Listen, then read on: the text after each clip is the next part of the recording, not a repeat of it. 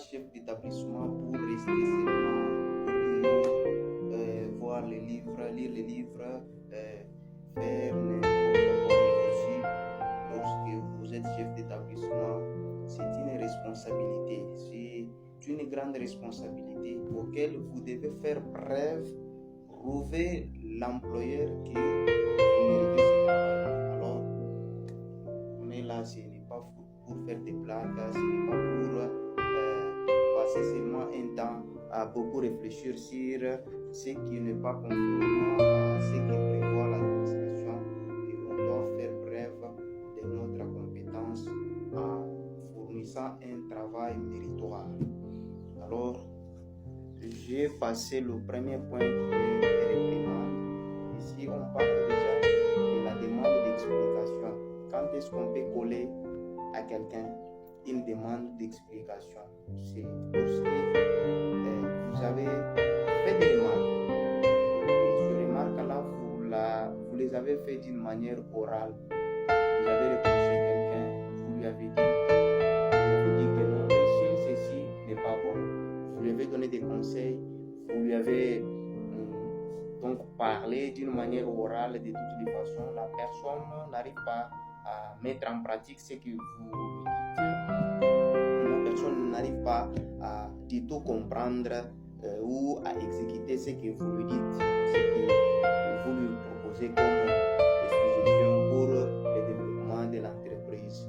À ce moment-là, vous allez demander à la personne de s'expliquer sur le papier.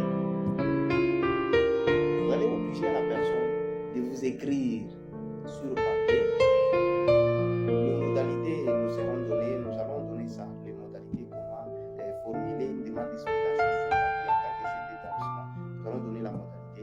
Alors, vous lui donnez, monsieur tel, pouvez-vous vous expliquer sur le papier concernant tel acte que vous n'arrivez pas à ne pas le faire ou le faire, c'est dit à quoi? Alors, les termes bien appropriés sont là. Nous allons vous en parler. Juste abonnez-vous à mon compte, vous verrez beaucoup de choses dans les jours à venir. Alors, la personne sera obligée, c'est une punition aussi. Alors, lorsque vous collez quelqu'un une demande d'explication, il serait obligé de réfléchir, de chercher les arguments convaincants, de manière à prouver que non, ce que je fais, ça, c'est à cause de ça. Ce que je ne fais pas, c'est à cause de ça.